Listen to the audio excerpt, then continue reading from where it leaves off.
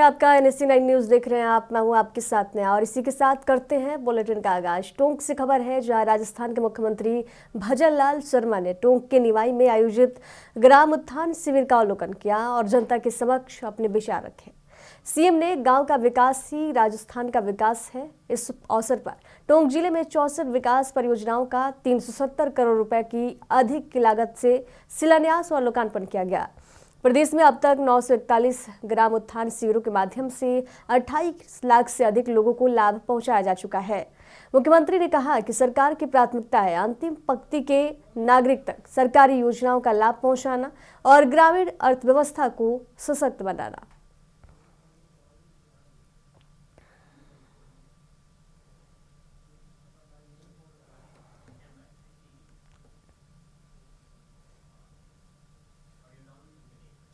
कानपुर देहात से खबर है जहां समाजवादी पार्टी ने SIR प्रक्रिया के तहत फॉर्म 7 के जरिए मतदाताओं के नाम काटने के प्रयासों का आरोप लगाया है। सपा जिलाध्यक्ष अरुण यादव और पूर्व सांसद राजा रामपाल के नेतृत्व में अकबरपुर रनिया विधानसभा क्षेत्र के कुरवा खुर्द गांव के दर्जनों ग्रामीण जिलाधिकारी कार्यालय पहुंची और जिलाधिकारी को शिकायती पत्र सौंपा है। सपा नेताओं का आरोप है कि कुरवा खुर्द गांव में 52 लोगों के नाम गलत तरीके से काटने के लिए फॉर्म 7 भरवाकर BLO को रिसीव कराया गया। पूर्व सांसद राजा रामपाल ने पूरे मामले की निष्पक्ष जांच कर दोषियों के खिलाफ कड़ी कार्रवाई की मांग की है। फिलहाल प्रशासन की ओर से मामले की जांच की बात कही गई है।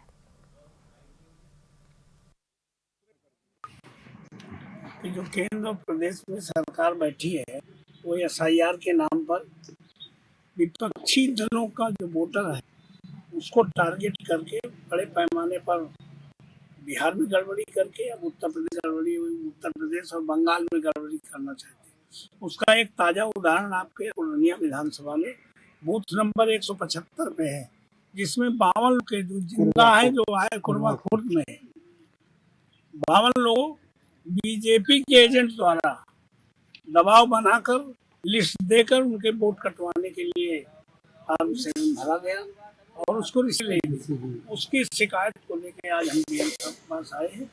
DM साहब ने बताया कि इसकी जांच कराई जाएगी, दोषी लोगों के खिलाफ कार्रवाई की। हमारी डिमांड ये नहीं कि हमारे बाउंड आ जाए, बल्कि जो लोग इस तरह का कृत्य कर रहे हैं उनके कार्रवाई हो। भारतीय जनता पार्टी लगातार समाजवादी पार्टी मजबूत बूथ है उन पर प्रयास करके वोट कटवाने का काम कर, लेकिन समाजवादी पार्टी के BLA बूथ अध्यक्ष और समाजवादी पार्टी कार्यकर्ता मजबूत इतना जागरूक हो चुका है कि अब भारतीय जनता पार्टी की चाल ये वाली नहीं, और बल्कि हम लोग इससे इतने सचेत हैं कि हमारा एक एक वोट न कटने पाए। उसी के तहत हमारे विधानसभा अध्यक्ष राघव गुनोत्री जी अपने गांव में कुरवा में देखा कि 52 लोगों के वोट फॉर्म 7 भर, वो भी भारतीय जनता पार्टी के ग्रामीण का जो कार्यकर्ता है उसके द्वारा किया गया। उसने के BLO को दबाव बना करके उससे रिसीव भी करा लिया। आज आपके सामने गांव के भी लोग यहाँ उपस्थित हैं और हम लोगों ने माननीय सांसद जी के साथ आदरणीय राजा रामपाल जी के साथ DM साहब से इस शिकायत की है और भाषण दिया है कि हम लोग वोट तो वापस करेंगे और हम लोगों ने ये मांग की है जिसने। कुरुक्षेत्र से खबर है जहां जननायक जनता पार्टी के युवा प्रदेश कार्यकारिणी की बैठक कुरुक्षेत्र के पंजाबी धर्मशाला में आयोजित की गई। इस बैठक में पूर्व मुख्यमंत्री दुष्यंत सिंह चौटाला और जजपा नेता दिग्विजय सिंह चौटाला मुख्य रूप से शामिल हुए। दुष्यंत चौटाला ने इस दौरान भाजपा सरकार पर निशाना साधा और UGC, पेंशन, बेरोजगारी, SYL सहित कई मुद्दों पर सरकार को घेरा। उन्होंने कहा कि प्रदेश में बेरोजगारी, नशा और क्राइम बढ़ रहे हैं और युवाओं को रोजगार से वंचित किया जा रहा है। जननायक जनता पार्टी की युवा इकाई ने इन मुद्दों पर सक्रिय संघर्ष के लिए तैयार है। इसके साथ ही चौटाला ने बताया कि 13 मार्च को हांसी में डॉक्टर अजय सिंह चौटाला के जन्मदिन पर रैली आयोजित की जाएगी, जिसमें पूरे प्रदेश से कार्यकर्ता शामिल होंगे।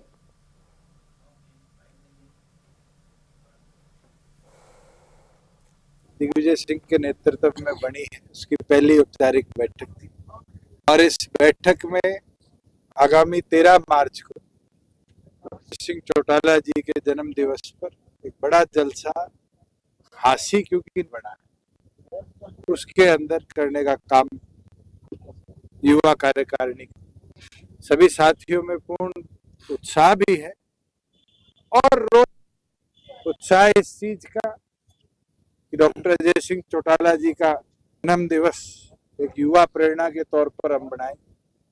पर जिस तरह के हालात देश में बने हैं, चाहे वो यूजीसी की नई गाइडलाइंस के ऊपर रोष हो, चाहे वो एचस्टैट की धांधली के कारण रोष हो, चाहे एचपीएससी के अंदर जिस तरह के रिजल्ट आए और हरियाणा के युवाओं को रोजगार से वंचित करने का काम किया, उसके उपरांत रोष। धौलपुर से खबर है, जहां हाईवे निर्माण में किसानों को जमीन के मुआवजे को लेकर राजाखेड़ा विधायक और पीसीसी कोषाध्यक्ष रोहित बोहरा ने बड़ा बयान दिया है। उन्होंने कहा कि लगातार बातचीत, मीटिंग और कानूनी प्रक्रिया के बाद अब किसानों को डबल मुआवजा मिलेगा। जहां पहले 23 करोड़ अब 46 करोड़ रुपए का मुआवजा तय हुआ है। अब 1 बीघा जमीन पर किसानों को मिलेंगे 9 से 9.5 लाख रुपए।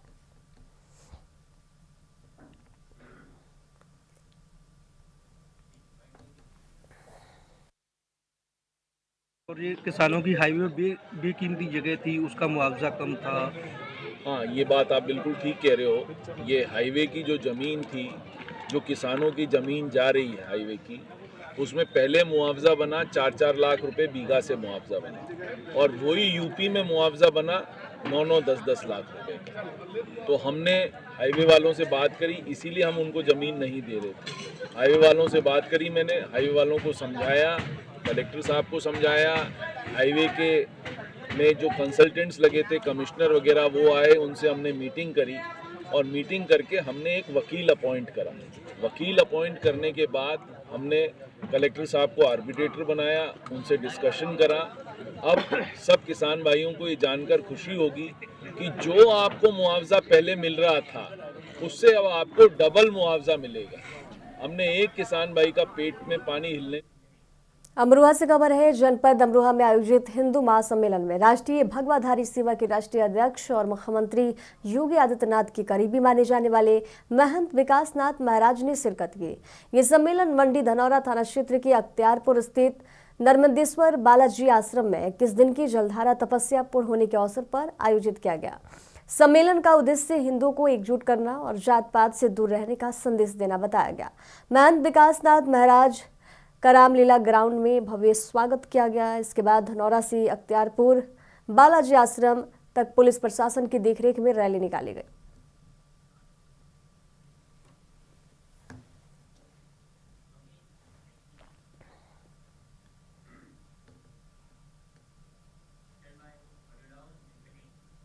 किश्तवाड़ से खबर है, जहां आतंकवादियों और सुरक्षा बलों के बीच जारी मुठभेड़ का मामला 12 दिन में चौथी बार संपर्क स्थापित करने का रहा। सूत्रों के अनुसार मुठभेड़ में 3 सेना के जवान घायल हुए हैं। सुरक्षा बलों ने इलाके में सर्च ऑपरेशन तेज कर दिया है। मौके पर फंसे हुए हैं 2 से 3 जैश के आतंकवादी, जिन्हें खात्मे के लिए अभियान जारी है। सुरक्षा बल घटनास्थल पर पूरी तरह मुस्तैद हैं और इलाके में नागरिकों से सतर्क रहने की अपील की गई।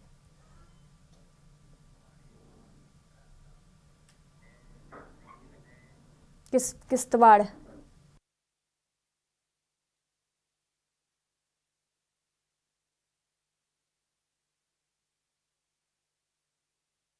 दर्शकों का स्वागत है। मैं हूं दीपांकर गुप्ता। लगातार खबरें हम आपको किश्तवाड़ में हो रहे ऑपरेशन को लेकर बता रहे हैं। अभी तक की जो जानकारी है उसके अनुसार 3 जवान किश्तवाड़ ऑपरेशन में घायल हुए हैं, जिसमें 2 सीरियस इंजरीज हैं जिन्हें इवैक्यूएट किया गया है। एक जवान को माइनर इंजरी है। पिछले अगर हम बात करें लगभग 12-13 दिनों की, तो 4 बार कांटेक्ट यहां पर एस्टेब्लिश हो चुका है। चौथी बार कल देर रात और आज सुबह कांटेक्ट एस्टेब्लिश हुआ था। एक यूबीजीएल ग्रेनेड आतंकियों की तरफ से दागा गया, जिसमें हमारे 3 जवान घायल होने की खबर है। वहीं हम आपको याद दिलाते चले कि सिंहपुरा, छात्रों, किश्तवाड़ और आसपास के इन इलाकों में सबसे पहला कांटेक्ट जो है वो 18 जनवरी को एस्टेब्लिश हुआ था, जिसमें हमारे एक जवान ने शहादत पाई थी। उसके बाद 22 जनवरी को भी आतंकियों के साथ मुठभेड़ हुई थी। 24 जनवरी को भी इनकाउंटर हुआ था। और अब इस समय जब हम आप बात कर रहे हैं तो पूरा इलाका जो है वो घेरा गया है। और ऐसे में ये बताया जाता है कि जैश-ए-मोहम्मद के 3 आतंकी, जिन पर कम से कम 5-5 लाख का इनाम भी है, सैफुल्ला इनका कमांडर जो है वो बताया जाता है, और इन्हें पूरी तरह से घेर लिया गया है। उम्मीद की जाती है कि जल्दी ही इन्हें मार गिराया जाएगा। बहरहाल फिलहाल के लिए खुद जो सेना के बड़े अधिकारी हैं वो एनकाउंटर साइट पर मौजूद हैं और व्यापक कॉर्डिनेशन सर्च ऑपरेशन किया जा रहा है, जिसमें सेना के 2 पैरा यूनिट के साथ साथ सीआरपीएफ और जम्मू कश्मीर पुलिस के एसओजी के जवान और विलेज डिफेंस गार्ड्स भी शामिल हैं। जैसे कोई और अपडेट आएगी निश्चित तौर पर हम आपके साथ शेयर करेंगे। अगर आप पाली जिले के सुमेरपुर या इसके आसपास के क्षेत्र से जवाई बांध रेलवे स्टेशन से नियमित रूप से ट्रेन में सफर करते हैं तो आपको जानना बेहद जरूरी है कि अब इस रेलवे स्टेशन का नाम बदलकर सुमेरपुर जवाई बांध किया गया है। ऐसे में यात्रा और टिकट बुकिंग के दौरान कोई कंफ्यूजन ना हो, इसलिए इस रेलवे स्टेशन के नए नाम आप जान लीजिए। सामान्य प्रशासन विभाग राजस्थान सरकार के प्रमुख शासन सचिव नवीन जैन ने इस संबंध में अधिसूचना भी जारी की है। इसके लिए भारत सरकार के गृह मंत्रालय की अवर सचिव की सहमति के अनुसरण में सामान्य प्रशासन विभाग ने जवाई बांध रेलवे स्टेशन के नाम में संशोधन की स्वीकृति जारी की।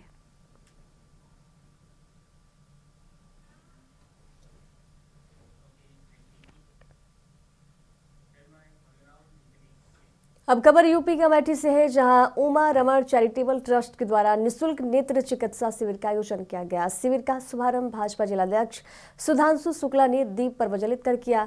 वहीं शिविर में बड़ी संख्या में लोगों ने पहुंचकर इलाज करवाया। इस दौरान कार्यक्रम में ब्लॉक प्रमुख प्रतिनिधि, पूर्व ब्लॉक प्रमुख, ग्राम प्रधान और क्षेत्र पंचायत सदस्य मौजूद रहे।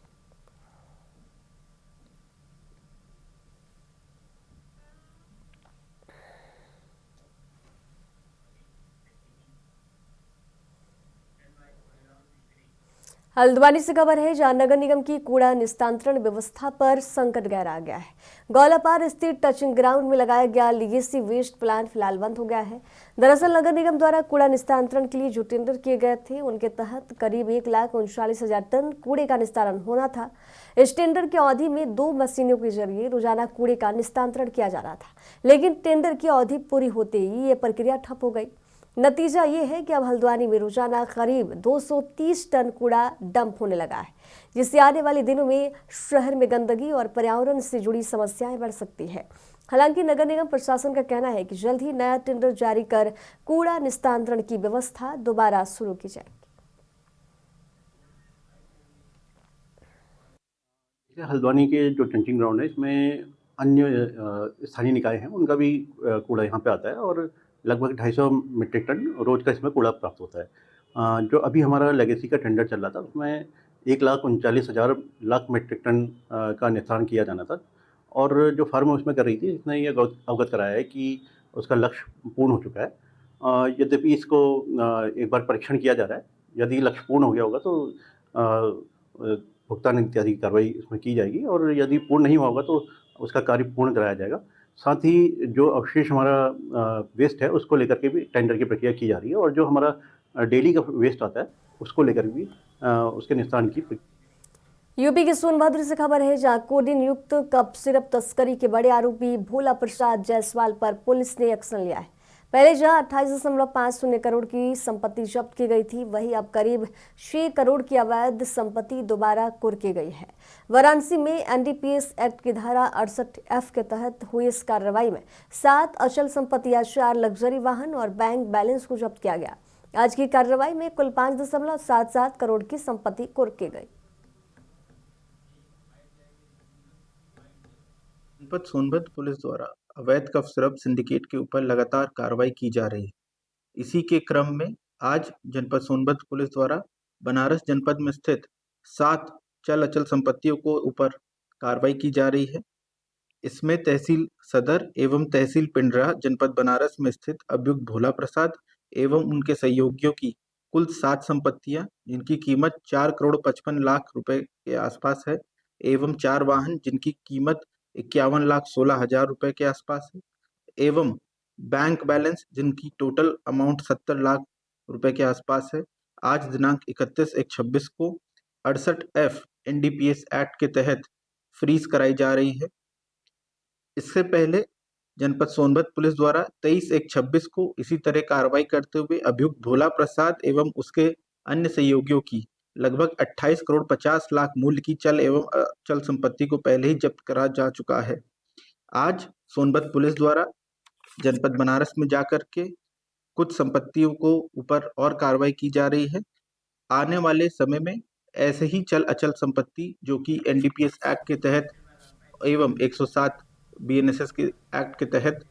गुरुग्राम से खबर है जहां सोशल मीडिया पर वायरल हो रही खतरनाक स्टंटबाजी की वीडियो के मामले में गुरुग्राम पुलिस ने बड़ी कार्रवाई करते हुए 4 युवकों को गिरफ्तार किया है। आरोपियों ने चलती गाड़ियों की सनरूफ से बाहर निकलकर तेज रफ्तार में स्टंट किए और उसकी वीडियो इंस्टाग्राम पर अपलोड की है, जिससे आम लोगों की जान को गंभीर खतरा पैदा हुआ है। ये पूरा मामला धनकोट इलाके और द्वारिका एक्सप्रेसवे सेक्टर 102 से जुड़ा हुआ है।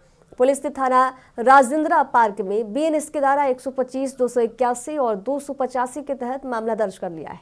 कार्रवाई करते हुए पुलिस ने दिल्ली बॉर्डर के पास से 4 आरोपियों को काबू कर लिया।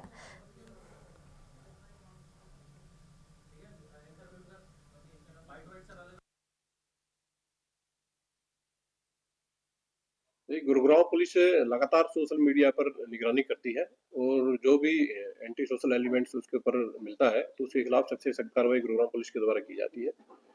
तो इसी मॉनिटरिंग के दौरान में राजेंद्र पार्क पुलिस स्टेशन में 27 तारीख को एक एफआईआर रजिस्टर की गई थी, जिसमें कुछ युवक 2 गाड़ियों में सवार होकर द्वारका एक्सप्रेस वे पर उनके द्वारा स्टंट किया जा रहा था और सनरूफ से बाहर निकल करके उनके द्वारा कुछ वीडियोग्राफी की जा रही थी। तो इनके द्वारा अपनी और दूसरों की जान को खतरे में डाला गया था। बेसिकली इनके द्वारा रफ ड्राइविंग की गई थी, डेंजरस ड्राइविंग इनके द्वारा की गई थी। पुलिस के द्वारा मामले में एफआईआर रजिस्टर की गई थी। एफआईआर रजिस्टर करने के बाद में इसमें 4 लोगों को पुलिस के द्वारा अरेस्ट किया गया है। 3 जो एक्यूज हैं वो दिल्ली के रहने वाले हैं, एक एक्यूज है जो उत्तर प्रदेश का रहने वाला है। आरोपियों की पहचान मोहित, गोपी, विजय और रविशंकर में के रूप में हुई है। ये तीनों ही 26 से लेकर 30 वर्ष तक की उम्र के व्यक्ति हैं। जिन गाड़ियों का इनके द्वारा इस पूरे घटनाक्रम में प्रयोग किया गया था, इस स्टंट में जो इनकी गाड़ियों का प्रयोग किया गया था, वो दोनों ही गाड़ियां पुलिस के द्वारा रिकवर की जा चुकी हैं। एक गाड़ी जो किया सोनेट इस घटना में प्रयोग की गई थी वो आरोपी मोहित की थी और जो दूसरी जो कार स्विफ्ट थी वो एक्यूज जो रविशंकर है वो अपने किसी दोस्त से मांग करके लाया था। पुलिस के द्वारा 4 एक्यूज। गुड़गांव से खबर है जहां एक महिला अफसर पर फ्रॉड का आरोप लगा है। ये मामला सन सिटी सोसाइटी के लगभग 20 करोड़ के प्लॉट से जुड़ा हुआ है। अफसर सरोज देवी पर यह आरोप है कि उन्होंने इस प्लॉट को पहले अपने नाम कराया और फिर बेच भी दिया। कहानी कुछ यूं है कि 2004 में अनुराग नाम के व्यक्ति ने यह प्लॉट खरीदा और पूरी पेमेंट कर अलॉटमेंट ले लिया। 2013 में अनुराग का निधन हो गया और उनके बेटे को प्लॉट पिता और पत्नी के नाम कराने की प्रक्रिया चल रही थी। लेकिन 2020 में जब बेटा विदेश से लौटा तो देखा कि प्लॉट पर बिल्डिंग बन रही है। जांच में यह भी पता चला है कि सरोज देवी ने 2004 का फर्जी बैंक अलॉटमेंट लेटर तैयार करवाया है और इसी आधार पर प्लॉट को नीना चावला को बेच दिया है। नीना चावला ने प्लॉट पर मकान भी बना लिया है। पुलिस ने एफआईआर दर्ज कर जांच शुरू कर दी है और सभी आरोपियों की गिरफ्तारी की तैयारी चल रही है।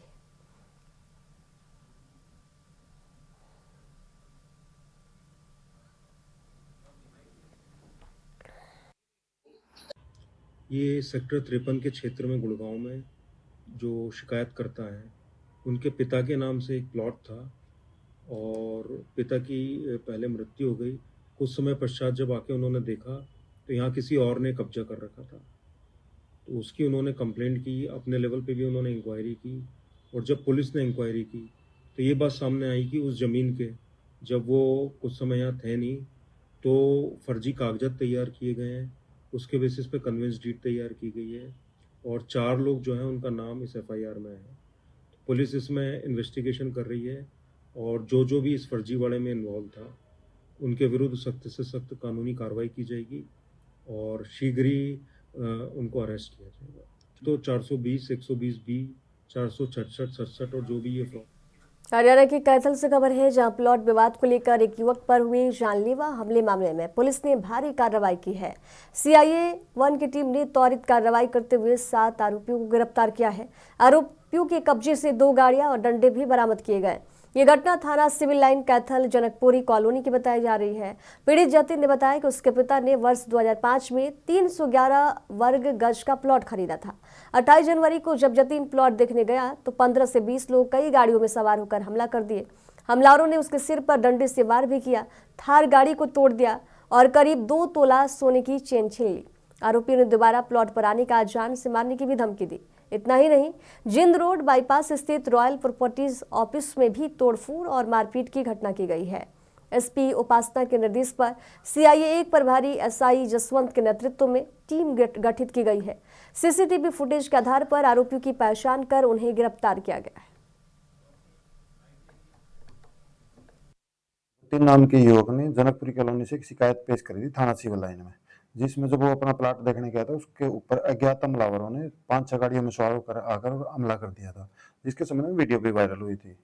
और उस शिकायत पर थाना सिविल लाइन में मुकदमा दर्ज कर दिया था विभिन्न धाराओं के तहत, और उस अभियोग की तफ्तीश एसपी मैम ने सीआईए 1 को सौंप दी थी, जिसमें हमने त्वरित कार्रवाई करते हुए कल फुटेज के आधार पर उपरोक्त हमला करने वाले 7 युवकों को गिरफ्तार कर लिया।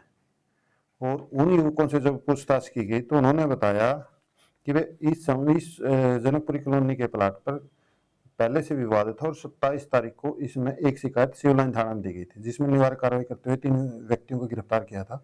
उसी गुस्सा में इन्होंने अगले दिन जनकपुरी कॉलोनी में जाकर एक जटिल यूपी की रामपुर से खबर है, जहां थाना सिविल लाइन क्षेत्र में दिन दहाड़े दबंग बदमाशों का आतंक देखने को मिला है। मून मिनीमार्ट नाम के शोरूम में घुसकर 2 दबंगों ने दुकानदार के साथ बेरहमी से मारपीट की, सामान तोड़ा और दुकान से बाहर फेंक दिया। 1500 की एक बोतल को लेकर शुरू हुए विवाद में दबंगों ने दुकानदार आयान अहमद निवासी गुरुद्वारा सिविल लाइन की उंगली तक तोड़ डाली। घटना के बाद पीड़ित ने तुरंत 112 पुलिस को सूचना दी, लेकिन पुलिस के पहुंचने से पहले ही आरोपी मौके से फरार हो गए। पूरी वारदात दुकान और आसपास लगे सीसीटीवी कैमरों में कैद है। पीड़ित दुकानदार ने सिविल लाइंस थाने में लिखित तहरीर देकर जान से मारने की धमकी का आरोप लगाया है और दबंग बदमाशों के खिलाफ सख्त से सख्त कार्रवाई की मांग की है।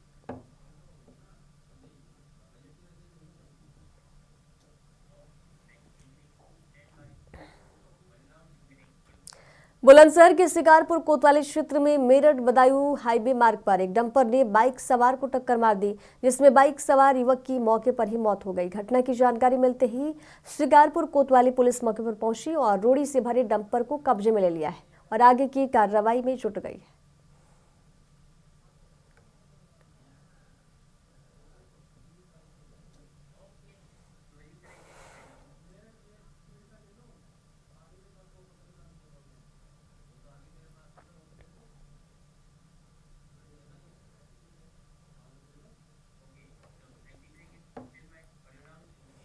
मेरठ से खबर है, जहां थाना बैसुमा क्षेत्र में रेप पीड़िता का आज गांव में कड़ी पुलिस सुरक्षा के बीच अंतिम संस्कार किया गया। पीड़िता की देर रात इलाज के दौरान मौत हो गई, जिसके बाद पूरे इलाके में तनाव का माहौल बन गया।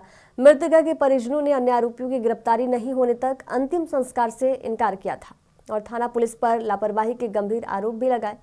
दरअसल बैसुमा थाना क्षेत्र के ग्राम महमूदपुर सिखेड़ा में 25 जनवरी की रात गांव के ही एक युवक अनुज और उसके साथियों पर नाबालिग लड़की को बंधक बनाकर दुष्कर्म करने का आरोप लगा है। घटना के बाद पीड़िता ने मानसिक उत्पीड़न और भय के चलते कीटनाशक पदार्थ का सेवन कर लिया।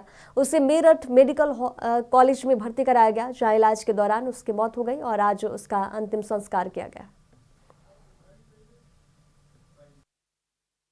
में घटना हुई थी उसमें वादी पक्ष की तरफ से एक अभियुक्त अनुज को दुष्कर्म का दोषी बताया गया था। साथ में उसी अभियुक्त के माता पिता और भाई के खिलाफ उनके साथ झगड़ा करने का आरोप ये एफआईआर में दर्ज करवाया था। एफआईआर में स्पष्ट रूप से लिखा था उन्होंने कि जो पीड़िता है उसने जो विषाक्त पदार्थ है उसका सेवन अपने घर पे किया है और इसमें इन्होंने 3 दिन इलाज भी करवाया अस्पताल में, जिसके बाद इन्होंने पुलिस को सूचना दी। पुलिस ने तत्परता से मुकदमा दर्ज किया, दी गई तहरीर पे अभियुक्त को गिरफ्तार किया गया है। उनके माता पिता और भाई के खिलाफ भी जो सुसंगत धाराओं में कार्यवाही बनती है वो की जा रही है। फिर भी यदि कोई उनकी तरफ से कोई चीज नहीं बताई जाती है, कोई साक्ष्य आते हैं, उस पर जांच की जाएगी। साथ ही में जो दूसरा पक्ष है उसका भी ये आरोप है कि जो पीड़िता है उसकी जहर खाने से जो मृत्यु हुई है अपने घर पे हुई है और उन पर अनावश्यक दबाव बनाया गया है, तो इस पर भी जांच की जा रही है। बहरहाल मुकदमे में खबरों के सफर में दीजिए जाने की इजाजत। देखते रहिए NSC 9 न्यूज। नमस्कार।